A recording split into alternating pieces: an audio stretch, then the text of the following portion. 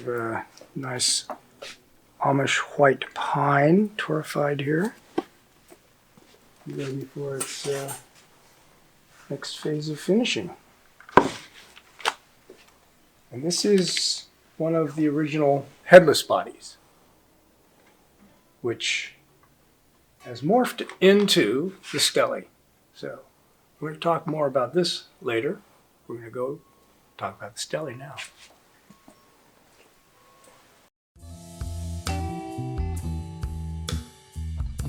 It was the obvious next step from the headless guitars that I've been doing for a long time now, and something more affordable.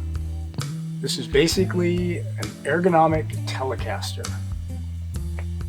So it has a similar but more manneristic, a little longer shape than the headless, and of course the headstock.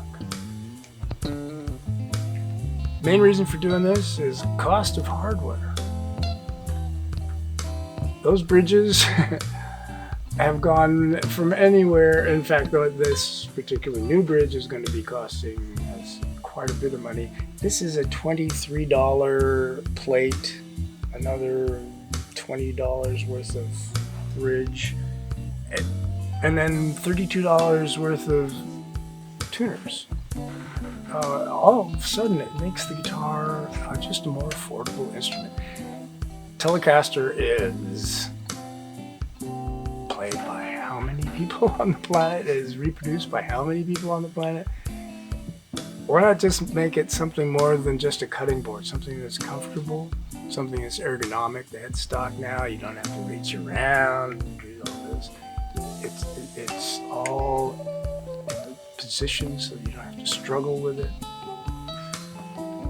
Other aspects about the neck are, this is now the strongest part of the neck. It's not the weakest. That is, you'll never see a website dedicated to gluing a headstock back on a Klein guitar.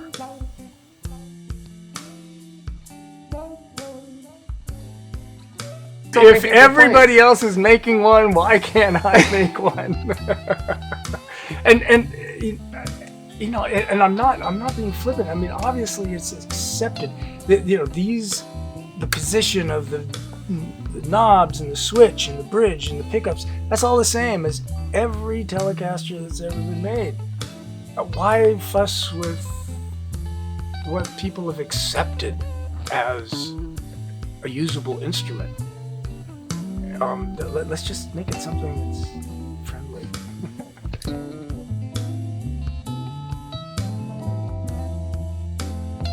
You know, it's really primarily the ergonomic aspect of it.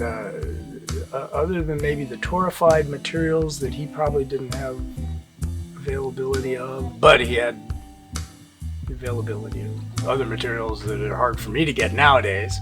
Very little. It's really the structure that has just been slightly altered to make the whole thing just more friendly for the musician to communicate with. Well, zero fret's a good example. Zero frets have gotten a bad rating over all these years. They've been, I think, primarily thought of as being on cheap instruments, even though Gretsch and a lot of other people use zero frets. But part of the problem was they would have a zero fret and then they'd have a nut behind it. It looked redundant. The way the approach was not didn't accentuate the fact that the zero fret was actually a bonus and not just a cheap track. If it sits on a piece of bone or plastic and it's not sitting on a piece of metal, the open string is not going to sound the same. So it's just consistency. Okay. And believe me, there's nothing more frustrating than filing the fret slots and then getting to the sixth one and it's too deep.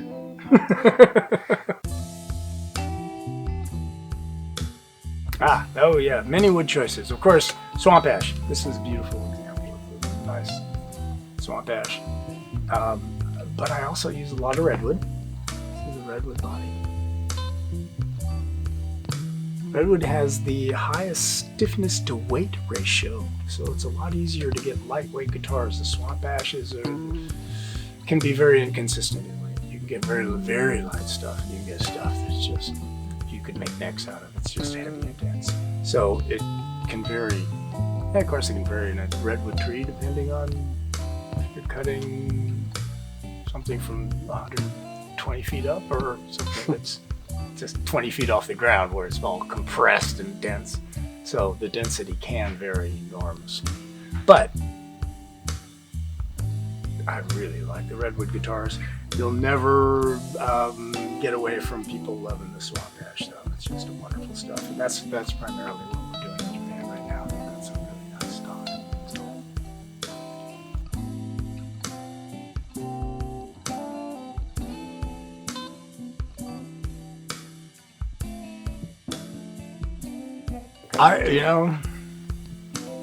I used to play guitar, but to think that I know what a guitar needs to be from a musician's point of view is really,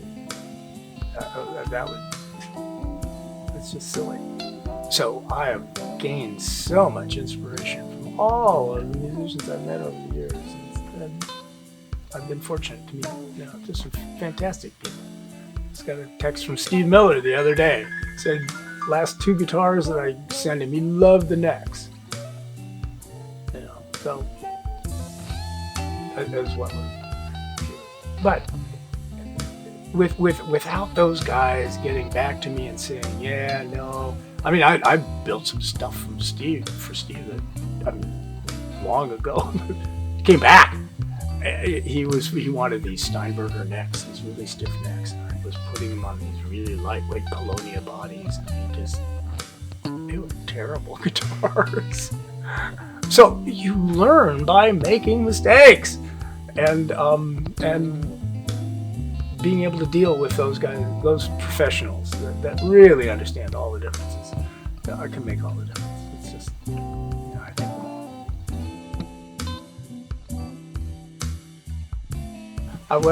The guitar is such a piece of junk that it is still not fully evolved at all. It's just, it's one of the wonderful things about it.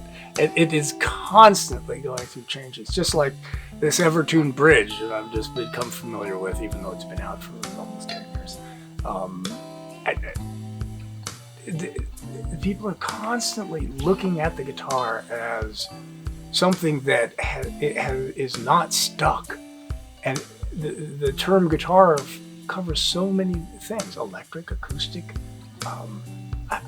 this wide range. It's just 6 strings, and not always frets even. Not always 6 strings. Not always 6 strings. Built plenty of 7-string, harp guitars, all sorts of things. So the challenge of creating useful instruments for musicians is really the thing that I chase the most.